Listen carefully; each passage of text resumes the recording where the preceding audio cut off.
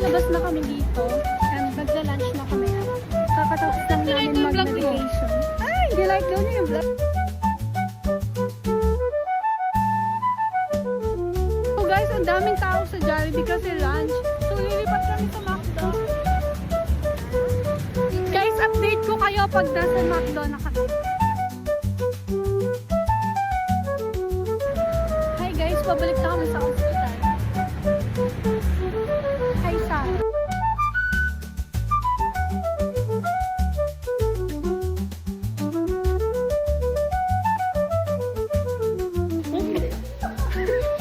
So guys, tapos na yung duty namin. So pauwi na kami. Ay, sakak na ako.